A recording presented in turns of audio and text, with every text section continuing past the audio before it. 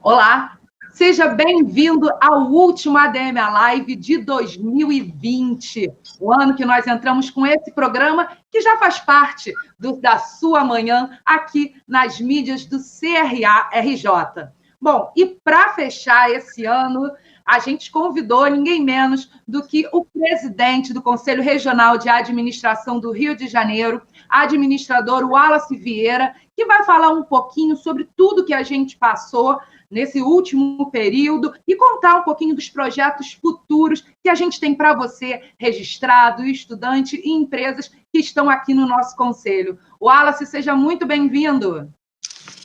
Bom dia, Érica. Bom dia, meus colegas estudantes e profissionais de administração, pessoas jurídicas também registradas no sistema.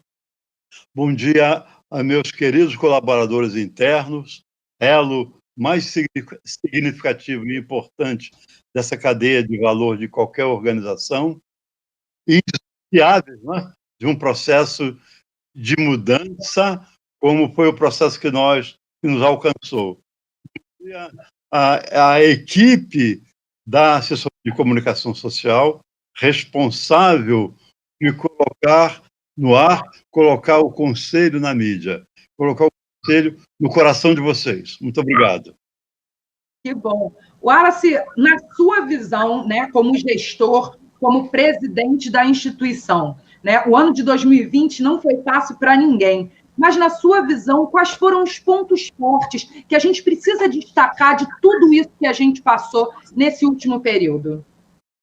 Eu diria, Érica, e aos que me assistem, que foi um ano de perda, mas também de ganhos, de muitos ganhos, de redescoberta dessa outra pessoa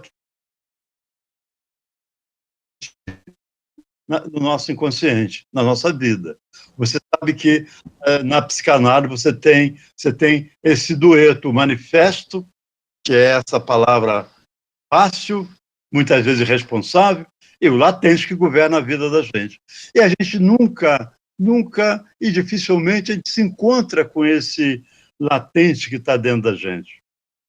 E, então, a gente pôde botar para fora, redescobrir muitos valores, muitas energias, muitos aspectos significativos para a gente enfrentar a crise. Algumas pessoas chamam isso de resiliência, superar e vencer a crise, né? Muita gente chama isso de resiliência. Então, um aspecto positivo na vida pessoal, profissional e da própria instituição foi essa redescoberta da capacidade de sermos resilientes. Isso foi definitivo para a gente superar os problemas. Então, houve um ganho muito grande, pessoal e profissional. Eu diria que... Eu não sei se eu estou sendo... Eu não sei se eu estou sendo ouvido. Tá sim, tá sim. Tá bom. Tá sim. Então, veja só, olha que coisa incrível, tivemos velocidade para se adaptar rapidamente às mudanças, se adaptar, adotar, em suma, e resiliência para superar desafios, medos, mas crescer, com crescimento. Tivemos oportunidade de aproveitar essas possibilidades disponíveis que a gente nem as veria num regime de normalidade. O regime de anormalidade aguçou na gente, Érica, aguçou em nós essa vontade de nos escutar, vontade de nos ver. Até a nossa casa institucional, a gente foi capaz de, talvez pela primeira vez, olhar mais para dentro dela. Uhum. Estavam os pontos fortes e fracos dela. E também para a nossa casa familiar pessoal. Olha, eu vi que minha casa precisa de passar por uma reciclagem. Ela está um tanto quanto deteriorada. E eu nem havia. Eu saio daqui de casa às 8 da manhã, no presencial, e só volto à noite, eu só durmo aqui. Né? Eu sou um habitante da minha residência de filmes, né, e futebol, esporte.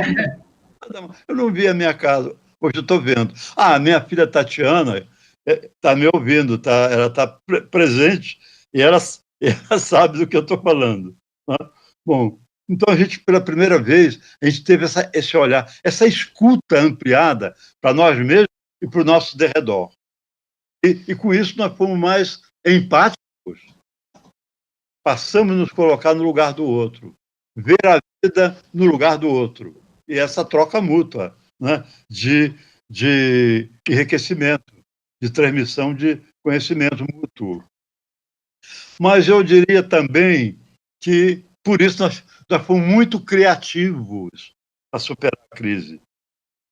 Mas eu não poderia deixar de destacar que nós tivemos muito bem definidas estratégias e muito trabalho duro. E uma liderança democrática. Vocês conhecem o meu estilo de ser. Uma liderança democrática, transparente, e gerou um paradigma para a recuperação da autoestima de nossos colaboradores internos que não andavam bem. Eu tenho um capital de credibilidade perante os colaboradores internos. Então, eu usei meu capital, minha credibilidade, a confiabilidade que eles têm em mim para ressuscitar essa instituição. Resultado do ponto de vista de aumentar o nível de coesão e integração entre pessoas e grupos. E dizer ainda o seguinte, que o envolvimento, por isso o envolvimento, o comprometimento, essa energia em torno de ajudar a instituição a se recuperar foi decisiva para a gente chegar ao fim do ano sem um tostão de débito, não devemos ninguém, sem débito e com até um pequeno superávit. Olha, diziam para mim assim, nós não vamos chegar ao mês de agosto. Mas a nave foi e chegamos. Estou há menos de 2 semanas de fechar o meu mandato, saio com a consciência limpa, tranquila, feliz da vida pelo dever cumprido, mas ninguém faz nada sozinho. Por essa ajuda, essa integração interna. Isso foi muito importante. Eu tenho que registrar isso. Sempre que eu falo, você é testemunha disso. Bem, eu diria a você que nós fomos criativos. Repare só como a música, a arte, nasce em momentos críticos. Nasce muito mais na pobreza que na riqueza. Que arte o Rio Grande do Sul, Santa Catarina, olha, sem detrimento de gaúcho e catarinense, cria. Onde se cria arte? Onde se cria música? Na pobreza, na humildade. Então, é Rio de Janeiro, que tem uma periferia muito grande. É nossa Bahia, e assim por diante. Nosso Nordeste. O Brasil está dividido em 2 países. Um país que produz arte e outro país que produz trabalho, digamos assim. Mas eu quero escrever um livro sobre cultura, arte e gestão, a interação desses 3 saberes, né, como ferramenta auxiliar na administração, na gestão. Eu quero. Mas eu disse que nós fomos criativos. Me segura, Érica, porque eu posso fazer digressão, hein? Não, sem problema. Eu sou assim. Bom, nós fomos criativos. Repare só que eu quero deixar para a administração que chega, aliás, quero deixar não, estou escrevendo o projeto. Uma agenda, por exemplo, uma agenda inclusiva. Uhum. Que entraria, que entrariam nessa agenda inclusiva? O programa de preparação de estudante e professor de administração para aumentar o seu nível de empregabilidade e mobilidade. Empregabilidade e mobilidade profissional e social. Nosso projeto. Avançar com esse projeto pelo Estado inteiro. Daí a importância do projeto de interiorização, que foi o maior achado que eu encontrei nessa administração. Eu estava iluminado quando eu pensei esse projeto. Esse projeto vai atingir 92 municípios. Se Deus quiser. Teremos 92 representantes regionais locais em todo o estado. Eu vou para Trajano de Moraes, minha cidade, para representante do CRA lá. Né? Bom, ele é lindo, esse projeto. Ele é, além de profissional, ele é poético. Ele faz o CRA e o âmago, a intestinidade, a sua visceralidade, as suas raízes. Ele vai exportar as suas raízes, digamos assim. Não é? Então, o projeto de inclusão, ele passa por aí.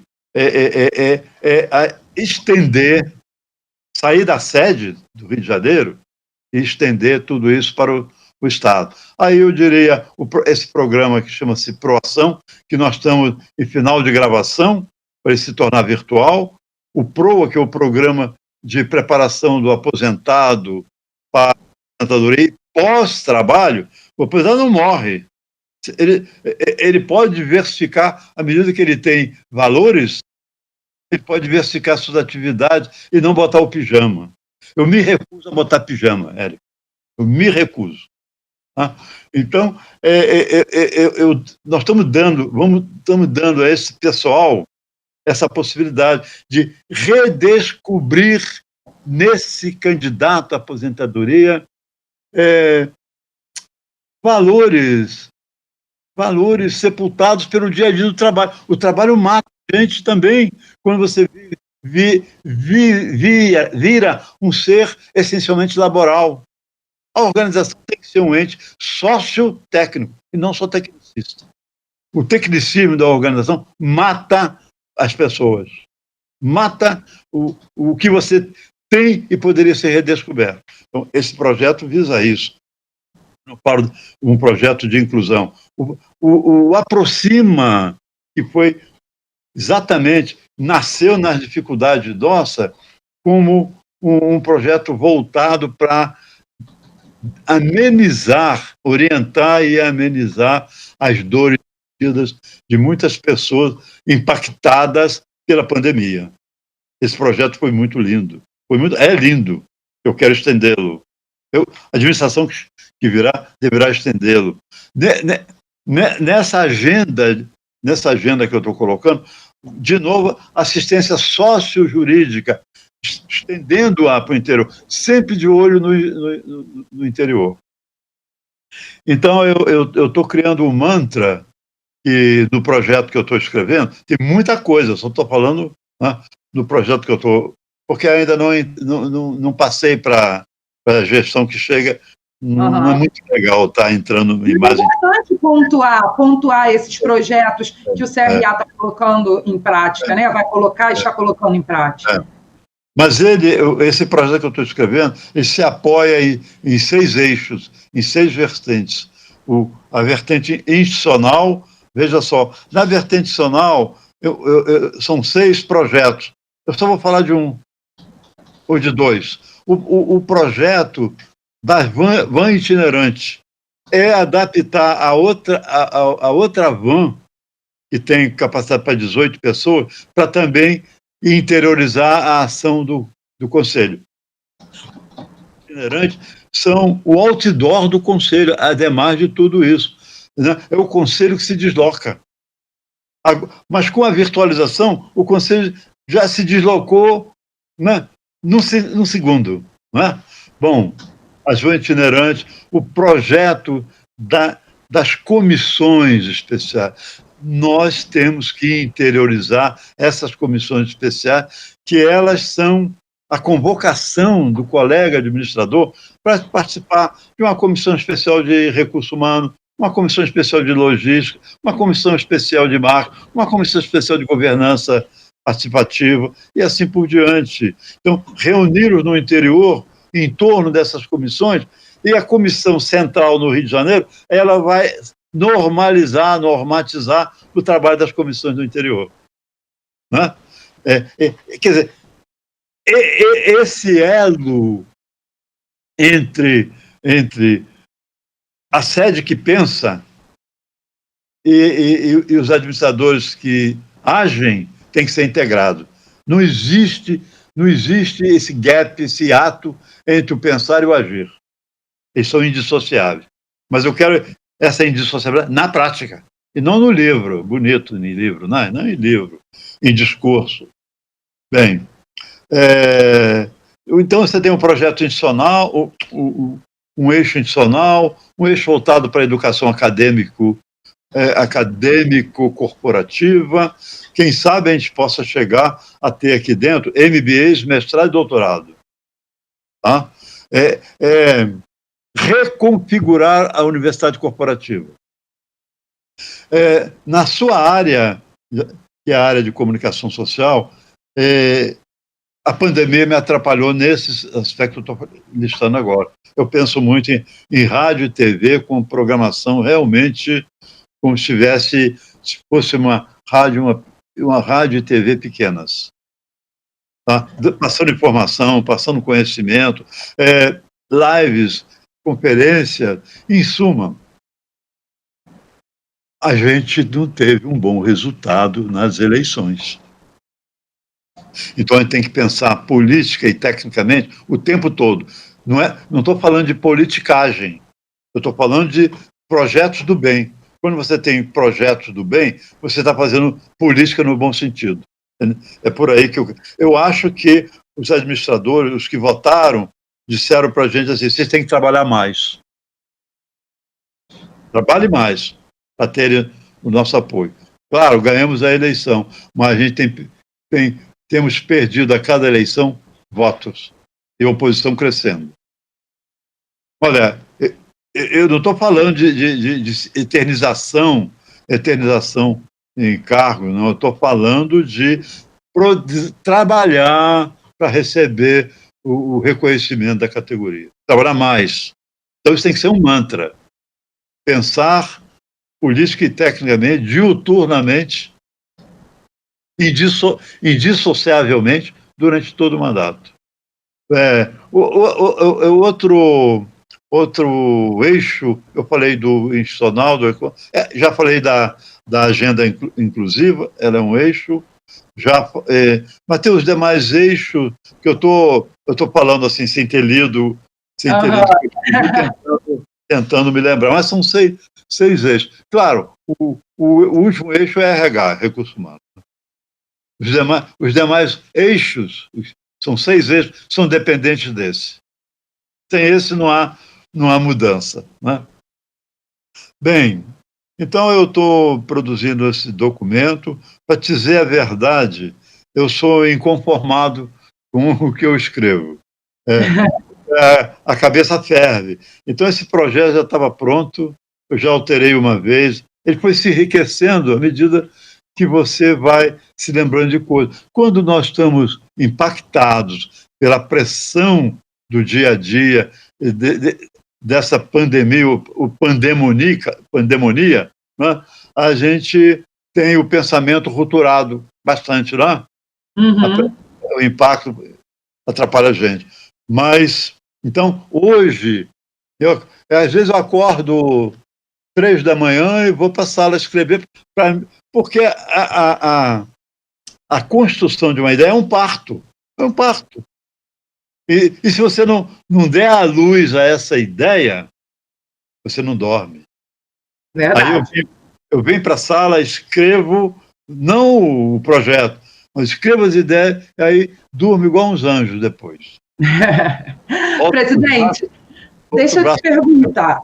Em via de tudo isso que você está falando para a gente, né? A gente sabe que o ano de 2021 vai ser tão difícil, né, quanto de 2020, não vai ser uma recuperação assim, né? Mas eu queria que o senhor falasse um pouquinho da importância da gestão profissional para a nossa recuperação, não só do CRA, mas da sociedade em si, nesse pós-crise. Bem, eu não posso deixar de voltar ao tema que eu estava falando. Claro. Esse projeto, que tem esse mantra, são ideias que eu estou passando para a gestão que chega, projetos que ajudem ela a resgatar a satisfação do processo de administração. E se eu proponho isso, subliminarmente está o quê? Está diminuição da inadimplência, aumento da adimplência, aumento de receita, em suma, aumento da satisfação do profissional de administração com o seu conselho, o resgate do sentimento de fidelização e de pertencimento, certo? Então, eu não preciso falar claramente de receitas, de inadimplência, eu não preciso falar claramente. Esse projeto, ele induz a isso, ele chega a isso. Da gestão profissionalizante, ou profissional, né? Termo melhor. Olha, se for para dentro da casa, a gente tem uma universidade corporativa para dar sustentabilidade em termos de saberes e conhecimentos e informações. A gente tem uma universidade corporativa para dar sustentabilidade gerencial, gestorial às pessoas. E, ao mesmo tempo, para fora, né? A universidade tem, sei lá, 250 cursos por aí, né? Onde chegou a um nível de a gente fazer convênio até com outros conselhos, não só do nosso sistema, mas fora do sistema. Com o exemplo da pandemia, onde nós ajudamos o Conselho de Ciências Contábeis e o Conselho na área não é jornalismo, não, me esqueço o nome. É uma área afim a jornalismo, né? Relações públicas, Conselho de RP. Então, a universidade corporativa que tem que voltar-se exatamente para transferir saberes e conhecimentos no campo da gestão. Tem algumas comissões, por exemplo, a Comissão de Finanças, que é muito bem povoada de pessoas de talento, pode passar conhecimento na área de finanças. Uhum. Né? A Comissão de Governança Corporativa, outra comissão talentosa, pode transferir para dentro conhecimentos na área da governança, na área da gestão. E eu vejo com muita fé essa interação entre a universidade corporativa, as comissões talentosas, para ajudar a gestão interna e a gestão para fora. O que eu estou falando para você é algo que nem sempre as pessoas pensam. Uhum. As pessoas olham, por exemplo, as comissões como algo dissociado da instituição. Não. As comissões surgem com essa força comigo, na minha gestão passada. Existia assim um arremedo de comissão que ninguém nem dava importância. Mas com essa visão profissional, modesta parte, é comigo. Você sabe que eu não sou de falar na primeira pessoa, só estou mostrando o conhecimento que eu tenho até onde podem ir as comissões. Quero dizer. Então, você está me dando, olha só como o meu trabalho é interminável. Nessa conversa está me surgindo mais ideias de suas indagações para eu inserir no meu trabalho. Eu não sei se eu peço desculpa ou se eu falo ainda bem. Não, são sugestões muito boas. que me obrigou a pensar, me obriga a pensar. Eu sou contra a gestão por marionete, aquela mariosca, aquela gestão por mariosca. São todas iguais, o tamanho que diferencia. Você vai abrindo, não é isso? Uhum. Na administração você tem que ter a diversidade, pessoas que pensem diferente de você para enriquecer o processo decisório.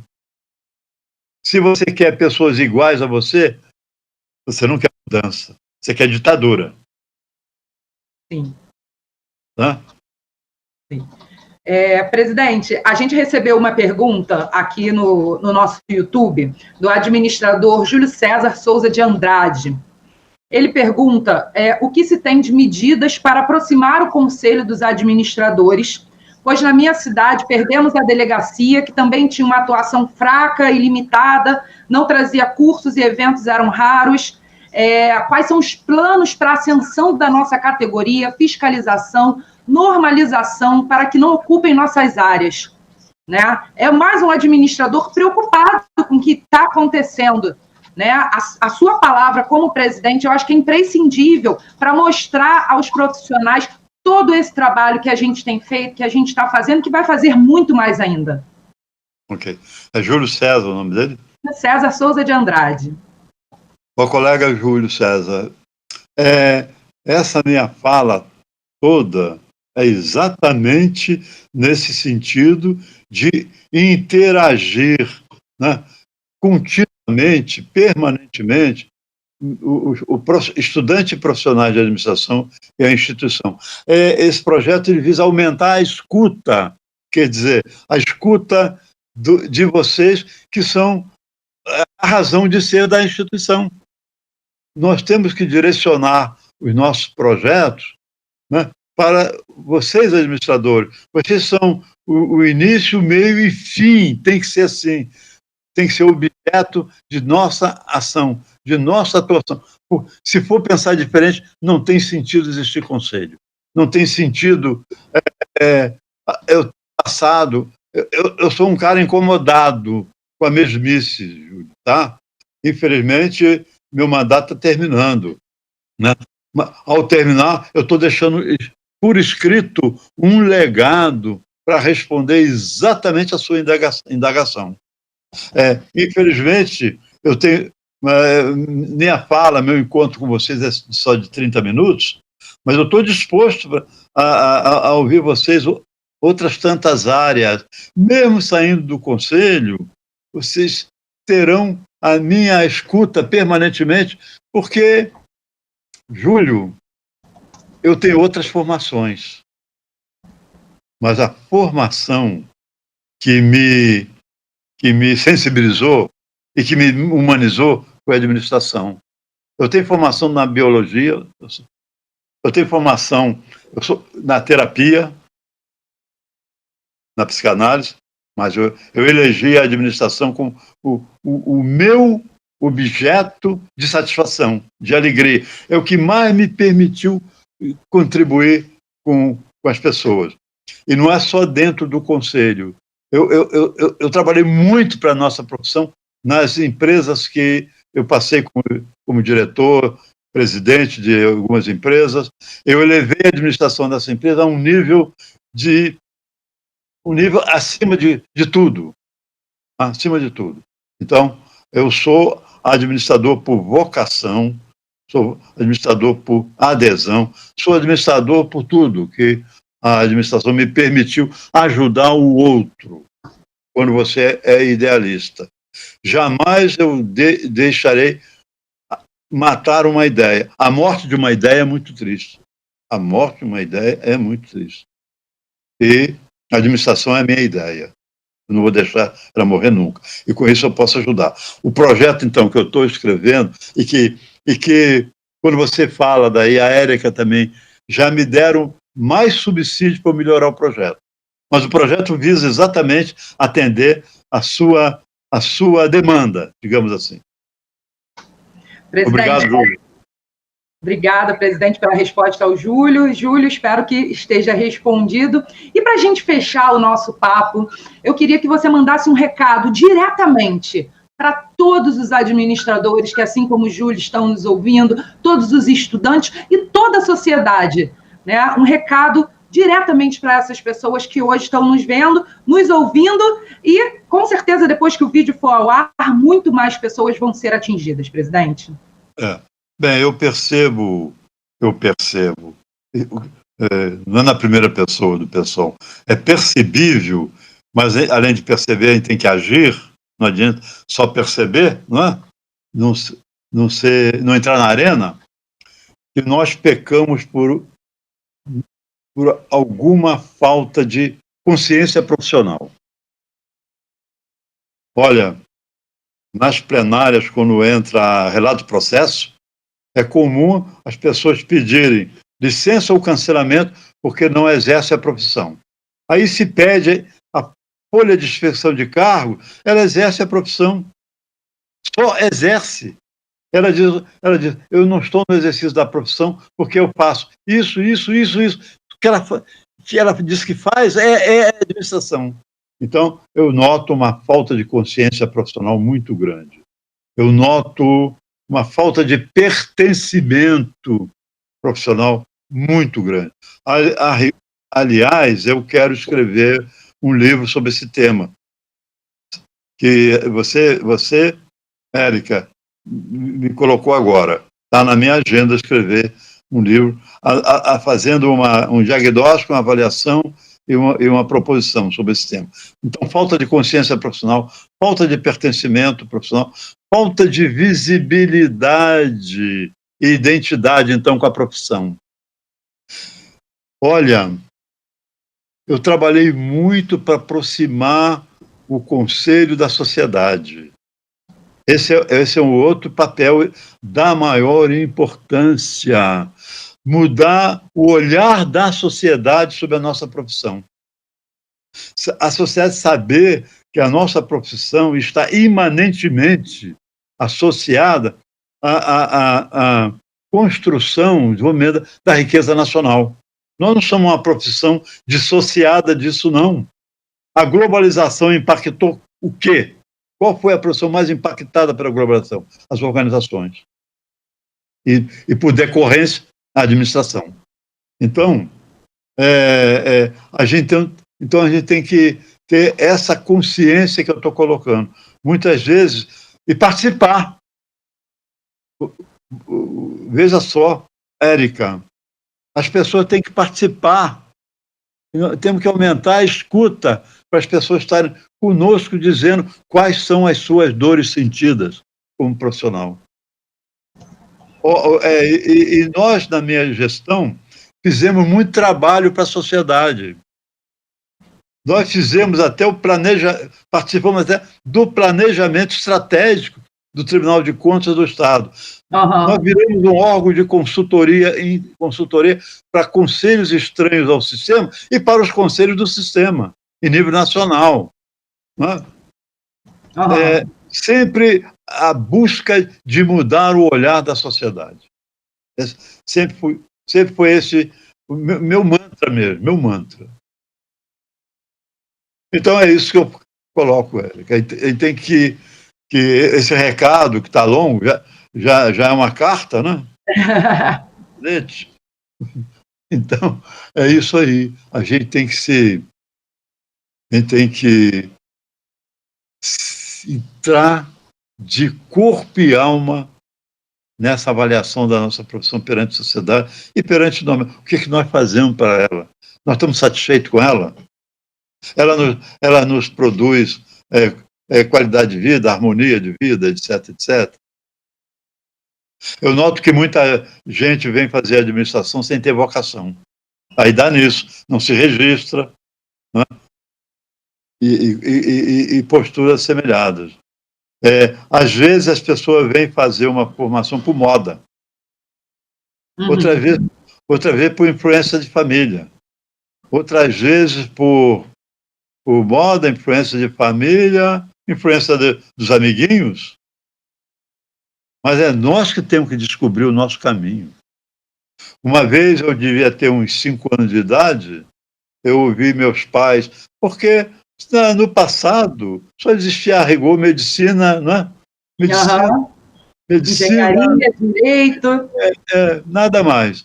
Aí eu vi meus pais. Aí tinha na minha cidade, claro, pequenininho, um prefeito que era o Deus, né? Tanto é que ele era médico. O cara era Deus médico e Deus político. Aí eu escutei meus pais prescrevendo um programa para mim. Esse menino tem valor. A gente tem que fazê-lo médico. Eu não poderia ser médico. Eu tenho uma cabeça multidisciplinar. Tá? Minha cabeça não cabe dentro da medicina, dentro da engenharia, não cabe dentro de nada. Por isso eu tenho várias profissões, várias formações.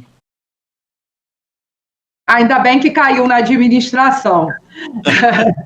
Presidente, muito obrigada pela sua participação aqui no ADM Live. Não poderíamos fechar melhor o ano. Muito obrigada mesmo. Obrigado, Érica. Muito obrigado àqueles que me assistiram. Muito obrigado àqueles que virão me procurar e eu estarei disponíveis. E um beijo muito grande para minha querida Tatiana. Eu me emociono. Que bom. Obrigada, presidente. Bom, e vocês que acompanharam a gente durante todo esse 2020, o ADM Live, o CRA-RJ, agradece muito a audiência de cada um de vocês. Foi muito importante para a gente e espero que tenha feito a diferença para você também. Ano que vem, 2021, estaremos juntos novamente. Boas festas para todos. Até lá. Tchau, tchau. É.